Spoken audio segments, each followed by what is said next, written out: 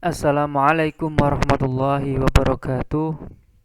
Anak-anakku sekalian, bertemu lagi dengan Bapak pada video kali ini. Saya akan menjelaskan tentang masa kemunduran umat Islam dan faktor munculnya gerakan tajdid. Gerakan tajdid ini juga diartikan sebagai gerakan pembaharu. Namun sebelum nantinya akan kita bahas seluruhnya, pada video kali ini saya hanya membahas yang pertama, mengingatkan kembali tentang kejayaan umat Islam dan faktor-faktor yang menyebabkan kemunduran umat Islam atau dunia Islam. Sebelumnya di semester 1 kita sudah mempelajari perkembangan Islam dari fase Rasulullah Shallallahu Alaihi Wasallam, diteruskan oleh sahabat Khulafaur Rasyidin, diteruskan lagi oleh Daulah Umayyah, kemudian Daulah Abbasiyah, kemudian Turki Utsmani, Daulah Mughal, sampai kemudian di Persia Daulah Syafawi.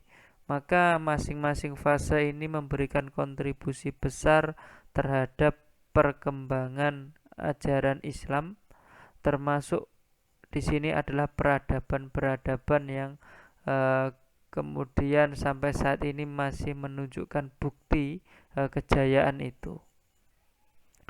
Maka anak-anakku sekalian, kejayaan umat Islam ini sedikit banyak sudah kita pelajari, di antaranya adanya Istana Alhambra di Spanyol. Istana Alhambra di Spanyol sebagai salah satu bukti kejayaan Islam di Andalusia. Yang kita ingat, hal ini dilakukan pada masa Daulah Umayyah atas daripada jasa Tariq bin Ziyad. Kemudian di India juga terdapat Taj Mahal. Taj Mahal ini menjadi ikon budaya di India yang merupakan juga peninggalan dari Daulah Islam, yakni Daulah Mughal. Kemudian selain itu, wilayah-wilayah Eropa, Afrika, dan Asia juga pernah merasakan kemakmuran yang dicapai oleh pemerintahan Islam. Ini menunjukkan bahwasanya Islam ini pernah berjaya. Namun sekarang mungkin sebagian yang saat itu menjadi mayoritas justru sekarang mengalami penurunan, pengaruh keislamannya sedikit kemudian demi sedikit menghilang. Di antaranya adalah wilayah Andalusia. Ini dulu mungkin sebagai ikon Daulah Umayyah di Andalusia saat itu. Namun sekarang kita lihat pengaruh Islam di sana sudah mulai berkurang, berbeda dengan saat itu mengalami penurunan. Kemudian dalam bidang ilmu pengetahuan, kita ingat seseorang yang bernama Ibnu Sina, atau yang dikenal oleh Avicenna oleh orang-orang barat, yang menunjukkan kepada dunia tentang hebatnya ilmuwan muslim saat itu, yakni seorang bapak kedokteran dunia. Ini diakui. Dari beliaulah kemudian muncul cabang-cabang ilmu yang baru. Sampai saat ini pun ilmunya juga masih tetap dipakai. Kita kemudian mengenal juga pada masa Daulah Abbasiyah seseorang yang menemukan angka 0, di antaranya yang bernama Al-Khwarizmi. Ya. Tidak hanya itu, beliau juga mengembangkan ilmu matematika seperti aljabar, algoritma, yang mungkin saat ini kita juga masih mempelajarinya. Dan perlu kita ingat bersama bahwasannya dari hal inilah muncul perkembangan ilmu yang baru, seperti apa yang ada pada komputer. komputerisasi ini berawal juga dari ilmu daripada matematika ini. Sedikit yang bisa saya sampaikan tentang kemajuan Islam saat itu. Jadi kejayaan umat Islam saat itu sangat luar biasa. Kita sudah mempelajari dari A sampai kemudian Z di semester 1 kemarin. Maka di sini saya menyampaikan ini hanya sebagai renungan bersama, bahwasanya kita sebagai generasi muda perlu mencontoh ulama-ulama besar saat itu, sehingga kita mampu memberikan kontribusi kepada perkembangan ajaran Islam itu sendiri. Yang selanjutnya adalah kemunduran kerajaan besar. Kemunduran kerajaan besar diantaranya adalah Daulah Abbasiyah.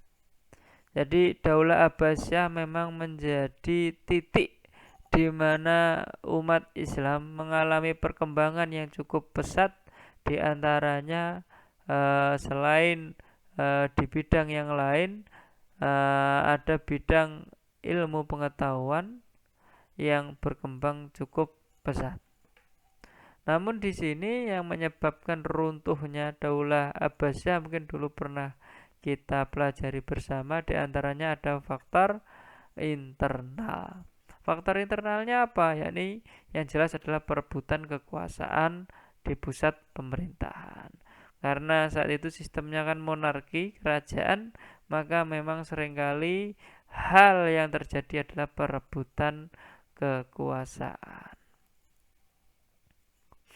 Kemudian fanatisme kebangsaan juga menjadi salah satu pemicu perpecahan dalam pemerintahan Daulah Abbasiyah, sehingga memunculkan sentimen tertentu di kalangan bangsa-bangsa non-Arab, memunculkan perselisihan yang semakin runcing.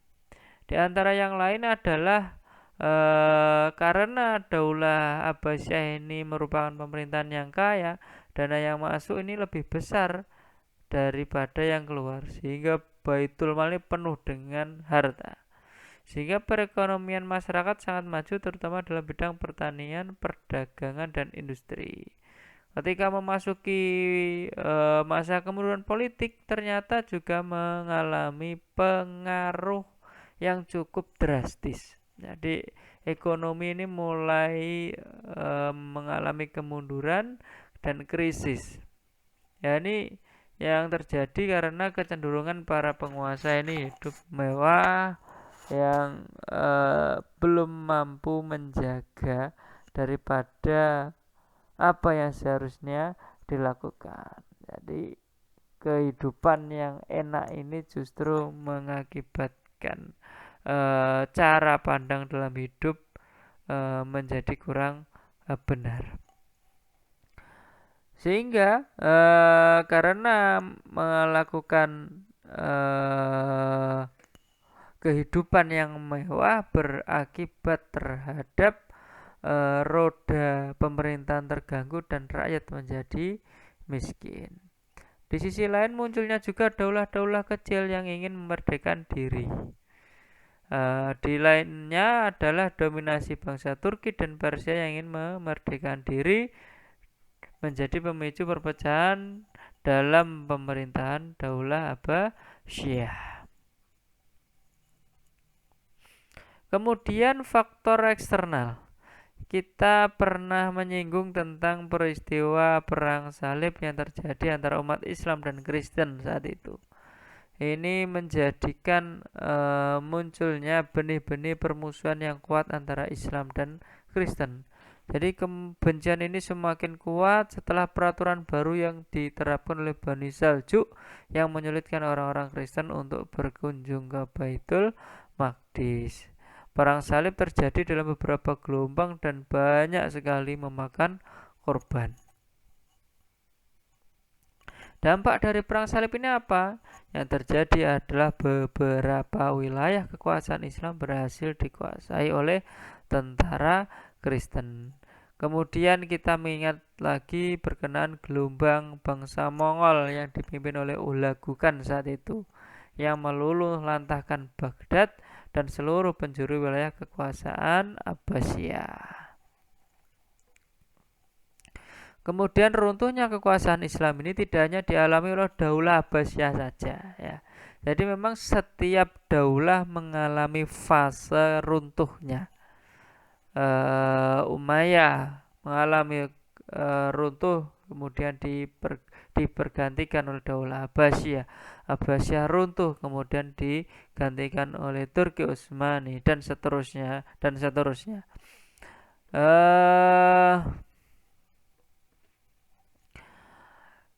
Selain Daulah Abbasiyah, ada juga diantaranya adalah Daulah Mughal di India juga mengalami hal yang serupa, di mana kita mengingat dulu dengan melakukan kerjasama dengan Inggris, justru membuka kesempatan Inggris berhasil masuk dan meruntuhkan kejayaan Mughal saat itu. Jadi penjajahan ini kemudian berlangsung sampai negara India berhasil memerdekakan diri. Jadi cukup lama. Dari beberapa pelajaran di atas, maka Syekh Amir Shakib Arslan mengungkapkan beberapa alasan.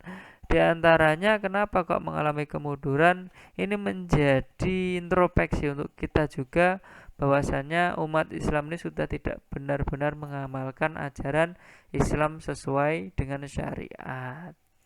Jadi kita harus memahami, ya, mungkin saat ini kita juga dalam mengamalkan ajaran Islam ini hanya sekedarnya pilah atau yang disebut dengan tebang pilih, ya.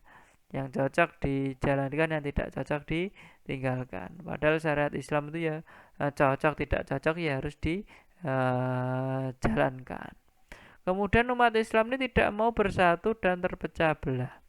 Jadi kalau kita mau menganalisis perpecahan yang terjadi, kemudian yang terjadi ini kebanyakan adalah terjadinya perpecahan. Maka kita perlu memang benar-benar menjaga yang namanya ukhuwah, persatuan. Yang selanjutnya adalah mayoritas umat Islam ini terlalu cinta dengan dunia dan takut mati. Jadi para sahabat, Rasulullah sendiri mengajarkan, ketika umat ini sudah mulai hubbud dunya dan terserang penyakit yang namanya takut mati, ya, maka yang terjadi akan mengalami banyak kemunduran. Nah, kenapa demikian? Karena kalau dunia ini ketika semakin dikejar akan semakin menjauh, ya, semakin kita sulit untuk menggapai. Maka kita diajarkan untuk raihlah akhirat, maka dunia akan berada di tangan kita. Yang selanjutnya adalah mundurnya umat Islam ini disebabkan oleh hilangnya semangat jihad. Jihad ini jangan dianggap hanya jihad perang, ya, saling bunuh. Itu bukan jihad yang seperti itu yang saya maksudkan, ya. Jihad di sini adalah kesungguhan dalam berjuang di jalan Allah Subhanahu wa taala. Kalau kita saat ini jihadnya dalam bentuk apa? Jihadnya diantaranya adalah melakukan kebaikan tanpa meminta sebuah pujian, melakukan sebuah perbuatan ini dengan sungguh-sungguh ikhlas. Ini juga jihad. Jadi orang ikhlas itu susah juga. Jihad yang lain sebagai seorang siswa apa? Ya diantaranya adalah belajar. Belajar itu juga jihad. Menuntut ilmu itu juga jihad. Banyak cara jihad, tidak harus dimaknai sebagai ikut dalam peperangan. Jadi ini sedikit mungkin ulasan yang bisa saya sampaikan pada video kali ini. Mungkin pada pertemuan berikutnya kita akan membahas tentang penjajahan bangsa barat atas dunia Islam. Harapannya apa? Dari sini nanti kita bisa mempelajari dan memahami. Jadi setelah kemajuan umat Islam kemudian mengalami kemunduran, kemudian diambil alih oleh pengaruh bangsa Barat, kemudian akhirnya munculnya yang namanya gerakan tajdid atau pembaharuan. Sedikit saya singgung berkenaan faktor yang menyebabkan munculnya gerakan pembaharuan. Ini disebabkan dua faktor.